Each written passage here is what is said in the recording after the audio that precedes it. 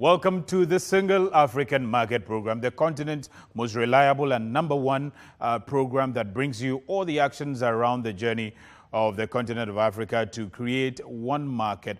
And we've had and always continue to have our lenses around the Secretary General of the AfCFTA Secretariat to bring you all the actions that he is leading to ensure that the continent of Africa creates one market. Now, this week, we're going to take you all the way to Nigeria, where the Secretary General of the AfCFTA Secretariat has been visiting the port of Apapa.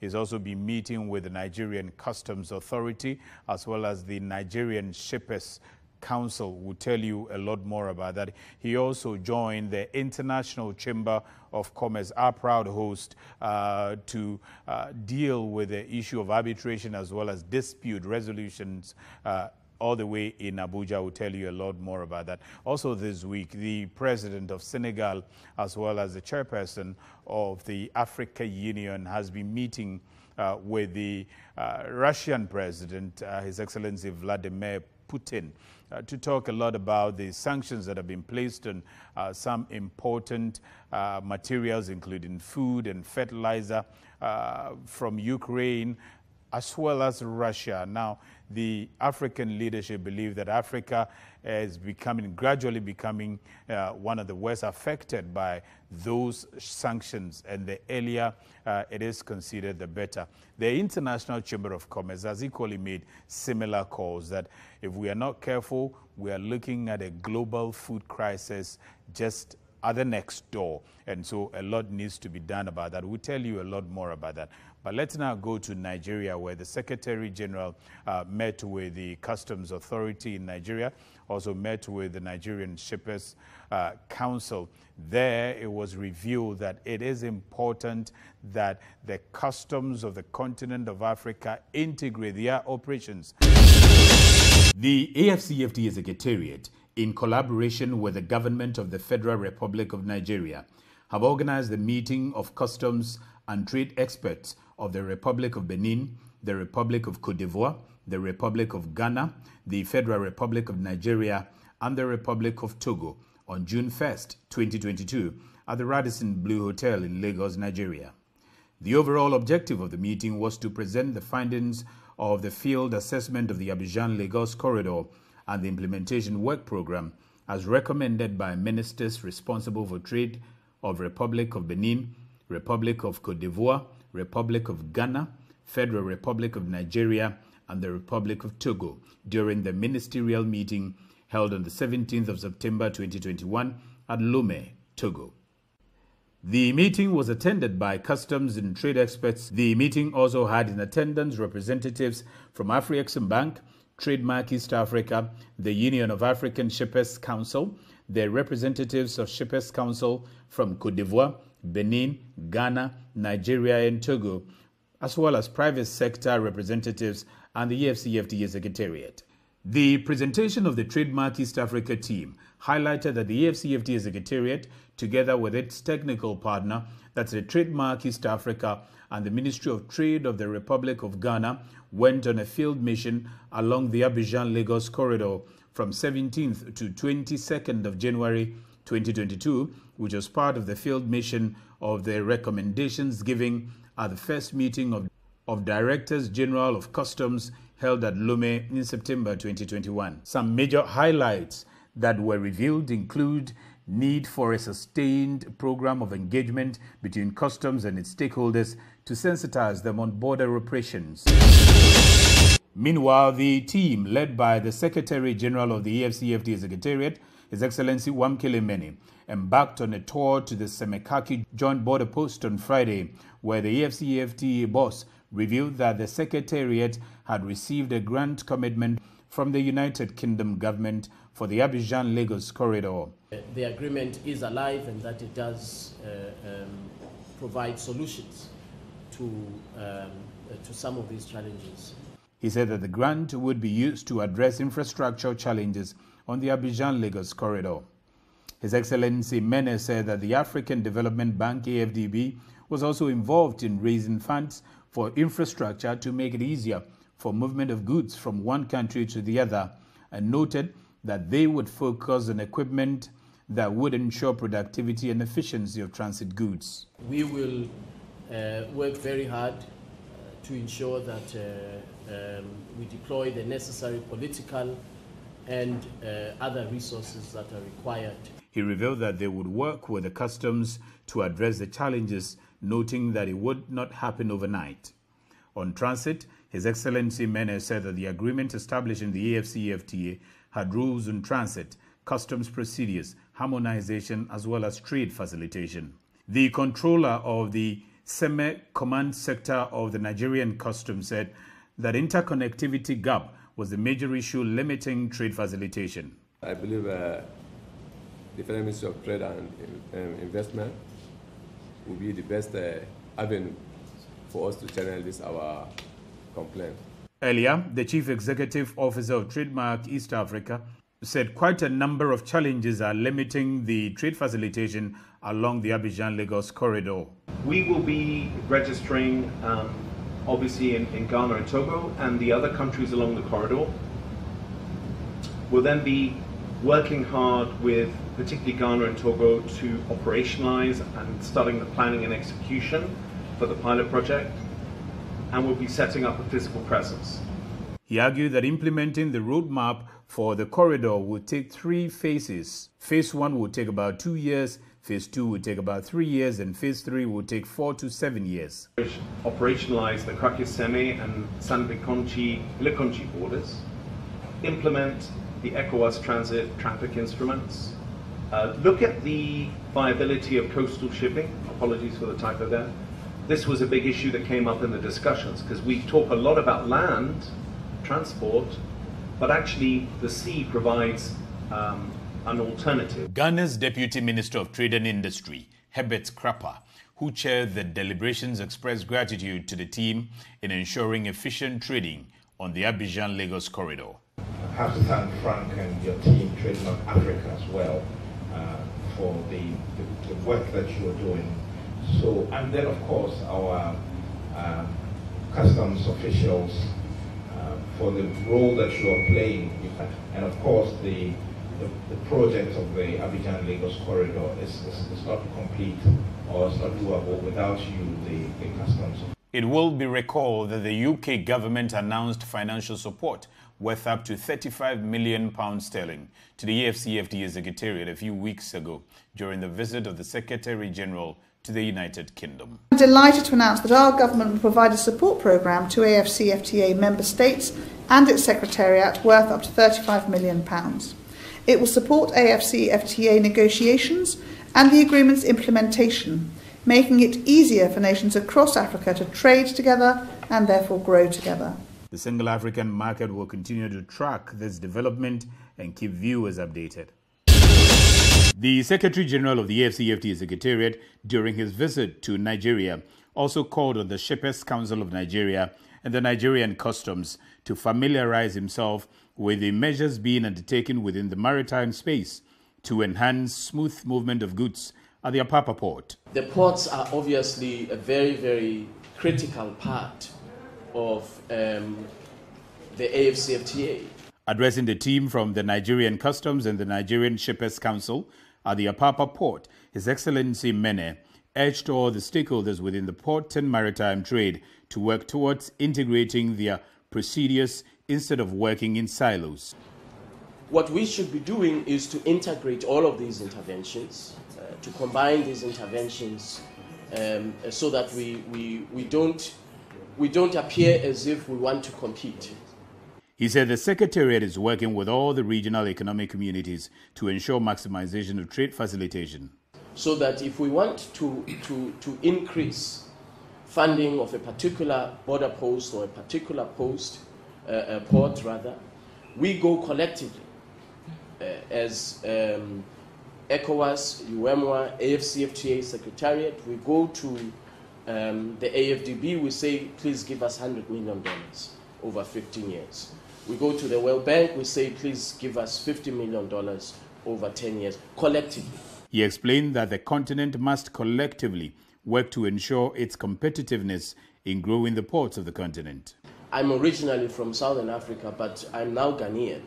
I'm no longer from, so I consider myself to be West African now, so that our region, when goods are moving in and out of our region, that they move so seamlessly, efficiently, cost-effectively. He urged the players to work towards ensuring smooth movement of goods on their corridors. Of course, there will be risks, so we will have to be vigilant. There will be temptations at transshipment of goods. The Chief Executive Officer of Nigeria Shippers Council bemoaned the difficulties involved in shipping within West Africa. I was informed when I came here that for cargo departing Nigeria to get to Ghana, we needed for that cargo to go to Europe. Before then, we could go to Ghana. And I think the first thing that speaks to me loudly with the emergence of AfCFTA is that suddenly we are now going to break the barrier that makes continental trade in Africa impossible. So customs digitization, customs modernization, a lot of modernization within the port and maritime industry, a significant factor if we need to trade among ourselves as a continent of Africa. And that's why the Secretary General paid that call over there and engaged the leadership of the maritime sector in Nigeria as well as the customs of Nigeria. Now, the Secretary General also joined the International Chamber of Commerce there in Nigeria, where the issue of dispute resolution among businesses came to the fore. Now, you recall that some time back when we spoke with the Nigerian Traders Association leadership, they were concerned about the fact that the AfCFTA focuses on country-to-country dispute resolution. So, the Secretary General engaged the International Chamber of Commerce in Nigeria. Listen. The International Chamber of Commerce is the world's largest association of businesses with over 45 million member businesses across the globe and also has the world's leading arbitration courts. Leveraging on its status on arbitration and dispute resolution globally, the ICC has held its 6th conference in Nigeria to highlight the need for Africa to consider dispute resolution and arbitration as a means of improving trade and commerce on the continent of Africa. Addressing participants at the 6th conference, the Secretary General of the AfCFTA Secretariat congratulated the ICC for its interest in dispute resolution in trading in Africa. The theme that you've chosen, and I quote, African arbitration, consolidation, and transformation, end quote, coincides with our own objective of transforming the rule of trade law on the African continent. He emphasized that until the emergence of the AfCFTA, no regional economic community on the continent had effective dispute resolution mechanism as a protocol. On our continent, there was not a single regional economic community or free trade area, whether ECOWAS, SADC, East African Community, not a single one of these regional economic communities had a dispute settlement mechanism embedded in the treaty with an enforcement capacity. He said trading will always be accompanied with dispute, hence the need to resolve them through a proper mechanism. Disputes will always arise, whether in commerce, in investment, and certainly in our case, in the context of a free trade agreement. There had been concerns about the lack of private sector or investor dispute resolution mechanism under the AfCFTA. But the AfCFTA Secretary General explained that such mechanism with investor to state is often fraught with difficulties. There are no investor-state disputes type of provisions in the AfCFTA. What we do have is state-to-state arbitration. And the reason we have selected not to have a company asserting its rights against a government is because we follow international best practice. We know that under international investment treaties and bilateral investment treaties in particular, this provision has caused significant legal problems, particularly for developing countries. He assured that all disputes will be addressed under the AfCFTA. Any area that is covered by the scope of the agreement, we are determined to ensure that we will resolve these disputes through the AfCFTA and its dispute settlement mechanism. He also echoed that the AfCFTA has the best dispute settlement mechanism. We looked at dispute settlement mechanisms around the world, including the WTO, and we have today, as Africans, we today have, I would argue, the best dispute settlement mechanism in the world as we speak. Wamkele asserted that Africa desires to develop its own trade jurisprudence. It's very important that we build the capacity on the African continent to resolve our disputes in accordance with our own rules. The Secretary General emphasized the importance of dispute settlement mechanism in the implementation of the AfCFTA. And so the dispute settlement mechanism is critical to ensure that we have clarification of the law, clarification of what was intended by the drafters, and of course asserting the rule of trade law on the African continent in the implementation of the AfCFTA.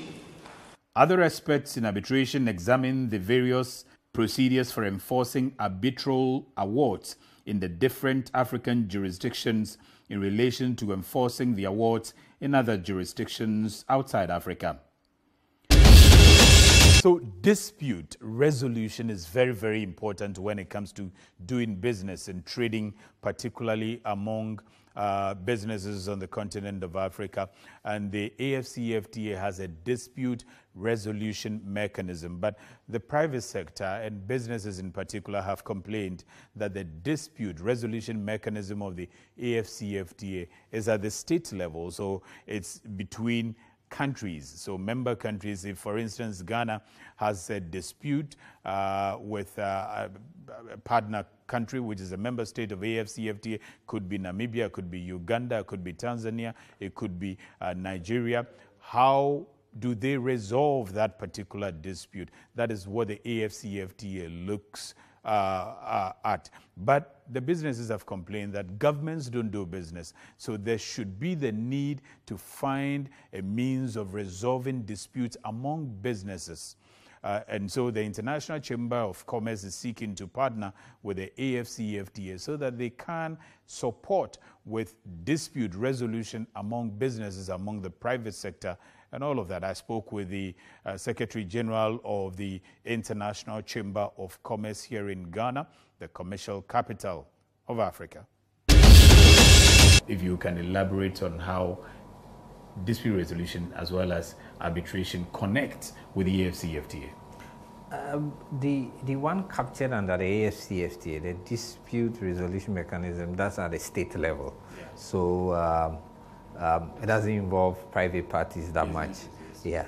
But what we intend doing is also to build capacity of private institutions, because you would have situations whereby we will be trading with our neighbors on the continent. Mm-hmm. And definitely it will not just be by word of mouth. In doing that kind of business, you definitely have to have some form of agreement. And once you have some agreement between parties, there's the need to capture the aspect of dispute resolution. And we will definitely need to build capacity in that department and start looking at that and not wait. Yeah. So private to private, yes, you need to have some mechanism in place. That's the state level, it covers all of us, but individual firms doing business with parties either in Nigeria or South Africa or Botswana, definitely you will need to have some mechanism in place. Based on the experience of the International Commercial Court of Arbitration of ICC, which will be 100 next year, and having handled so many cases involving businesses within the continent, and most of the cases also involves investors and state parties, around the continent. That knowledge of experience and information can be used to build whatever the AfCFTA intends to develop. So we don't need to reinvent the wheel. Currently, we have the ICC Africa Commission, which on arbitration. Okay. We have some very smart experts in there. So the ICC has been very, very keen when it comes to dispute resolution and arbitration and all of that. They have been training even state-owned lawyers of state-owned enterprises, lawyers in the private sector and all of that. Even here in Ghana, sometime back, just a few weeks ago, they trained lawyers of state-owned enterprises, and they've gone ahead to offer scholarships to some budding lawyers here and there, with the hope that they are preparing the continent towards arbitration and dispute resolution. Listen to what they've been doing. Last year, we launched the Hold the Door initiative, and this is to grant a few selected scholars who have interest in arbitration to have that rare opportunity to observe a hearing, either virtually or in person at the court, at the International Court of Arbitration. And Ghana was privileged to have 3 smart scholars, I think they were all lawyers, who were young lawyers who have been selected out of 20. I think we had 3 slots, Nigeria had 3, and all the other African nations that were selected had 2 or 1 each. It's more to build their capacity. We need to groom a lot of leaders in the area of arbitration. And that's a first step. It is a first step.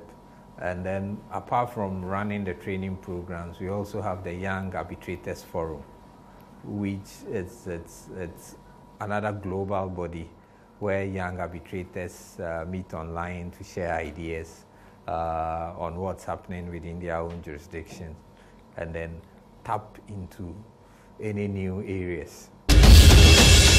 Well, the hope is that tackling this very sensitive area of trading, that is how we resolve dispute and all of that, a lot is being done to ensure that once we begin officially commercially meaningful trading on the continent of Africa, which I can say that we have heard often that is going to be this year and very, very soon.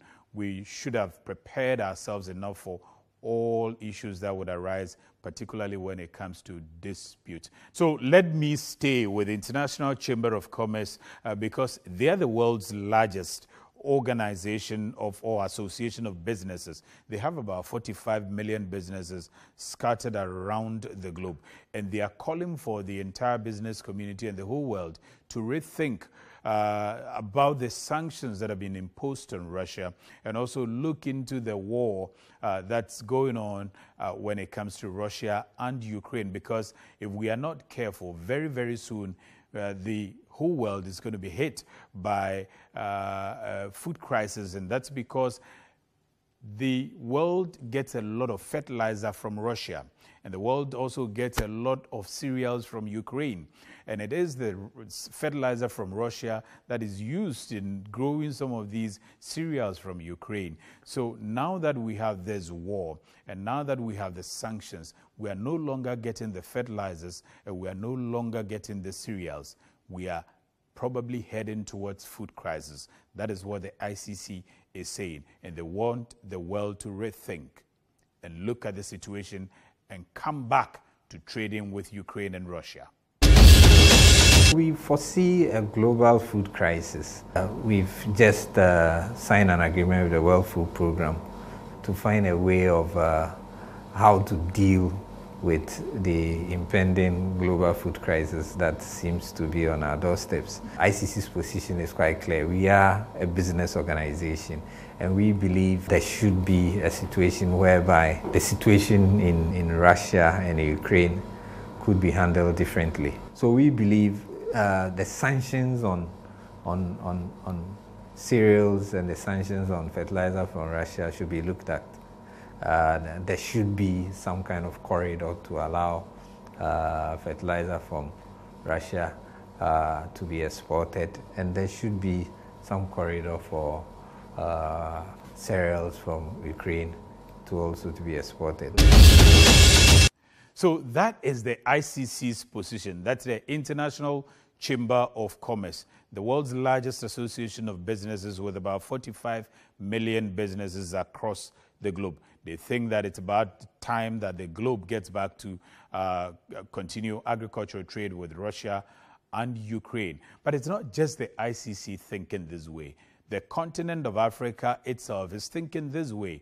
So this week, the leadership of the continent of Africa, led by the chairperson of the African Union and president of Senegal, His Excellency Macky Sall, as well as the president of the Africa Union, visited or called on the Russian president in Russia to ask him to consider and sort of reorganize things a little bit so that the world can take advantage of the opportunities and the supports that Russia has been supporting the rest of the world. And they believe that with the difficulties that are happening, should there be global crisis on food, it's Africa, or Africa is definitely going to be heavily hit by it.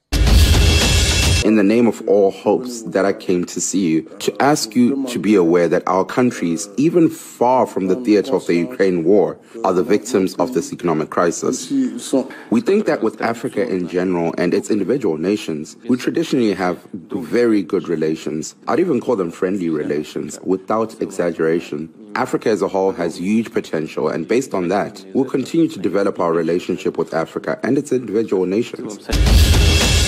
So it's clear and obvious that Africa is worried about imminent food crisis on the continent of Africa and maybe globally. But that's why pundits have also been asking that, why can't Africa take advantage of the AfCFTA and now begin to produce for itself, also grow, add value to its own raw materials, begin to engage in some of these cereal farming and all of that, because the continent has vast arable lands. What are we doing with them?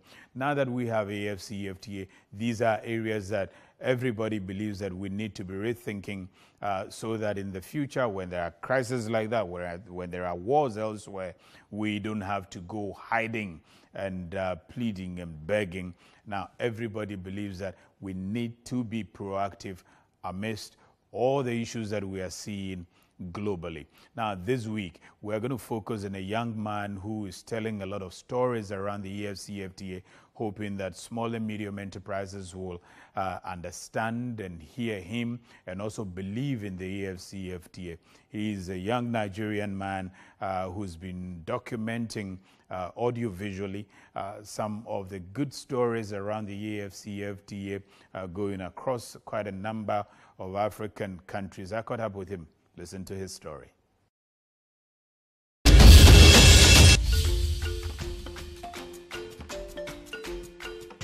I'm particular about telling the African story from a place of strength. And, you know, our company focuses on telling developmental story. You know, Africa is in a very interesting space or phase of development. The documentary gives me the privilege to tell extraordinary story through the lens of people. So when I heard about the AfCFTA, I was intrigued. I started doing a lot of research, and I realized that this is the only hope. I like to say it categorically, this is the only hope for Africa, because it will lead us to industrialization. So when I did all this research, I made the first introductory film on the AfCFTA, and I was focused on Nigeria. At some point, I realized that this is a continental conversation, and we need to bring it forward to the African people. So we started what we call The Rise, a journey to Africa's financial independence, capturing the African story and following the AfCFTA. A common market for Africa, an African currency, African monetary zone, an African central bank, a continental communication system. Faisons en sorte également que le marché africain soit le marché des Africains. Produire en Afrique, transformer en Afrique et consommer en Afrique.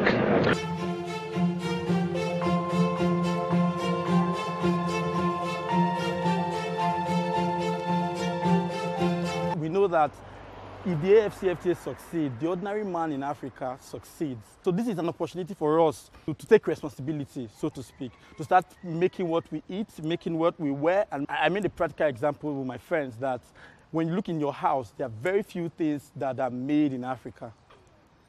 And it just shows us who we are. It means that we are an import-based economy. And the AfCFTA demystifies that. It allows us to add value to what we do in value addition. So the man that does dressmaking will start thinking about how do we start processing cotton into finished fabric. So instead of us importing finished product from outside the continent, he starts thinking. The man that makes shoes start thinking about how do we get leather? How do we process? So we start thinking about processing, not consumption. We start thinking how do we produce these things from the raw material to the finished product. So it's a sense of duty that it will bring to the small and medium enterprises.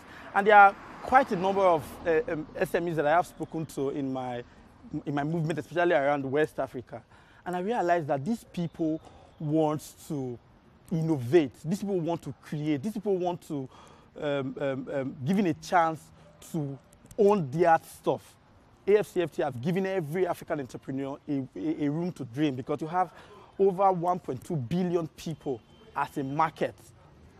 So that even tells you that, man, you are not in for anything small. As a filmmaker, there are very few films that are continental, so to speak. So I'm thinking, because of the AfCFTA, it allows me to move. So I can make a film that captures Rwanda, that captures Egypt, that captures Angola, that captures Nigeria. So what that means is we have 5 screens. So when we go to Egypt, we will be able to screen the film and we'll have people to come watch the film. If we go to Angola, the same thing. So that's money on the go. And it doesn't even serve me as the originator of the idea. When I go to Angola, I'm going to employ people in Angola to be part of the film production. So it brings money to the pocket of the ordinary people. So that's why I am pushed every day to keep this thing going, because I see the enormous opportunities that is within the AfCFTA. And this translates even into music. It is time where we start having Pan-African songs that, you know, when I go to Gabon, they know, my Nigerian brothers know the Gabon artists. And the only way that can happen is cross-collaboration. So for us, even in the entertainment industry, I feel like the AfCFTA speaks to us more. And there's one fundamental thing that I always say. The AfCFTA is a pillar for unity. When we begin to go to these African countries, we begin to learn firsthand what their culture is.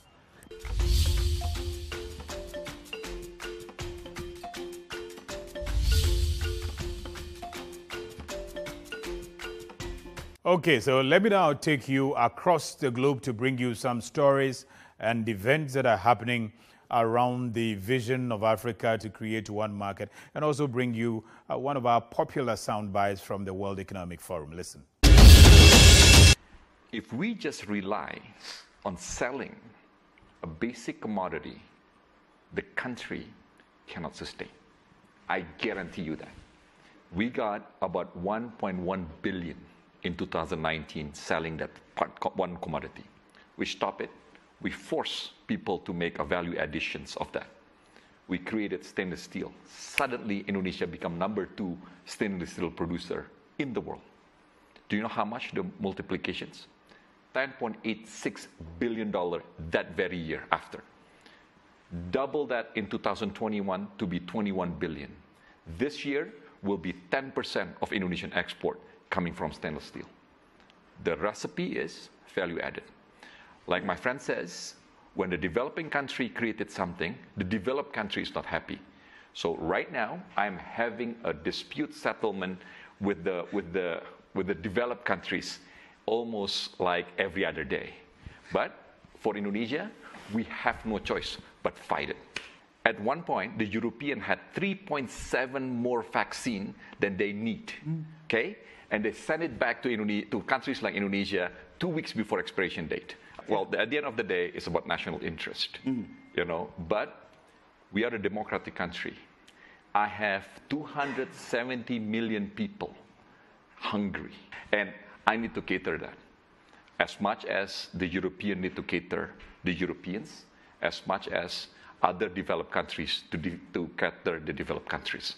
So this is a fight of democracy to sustain the very fabrics of survival. The weather report for all African cities, the forex rate for the African market, and the flight schedules leaving the commercial capital of Africa to the rest of African cities, as well as the AfCFTA ratification status for party states next.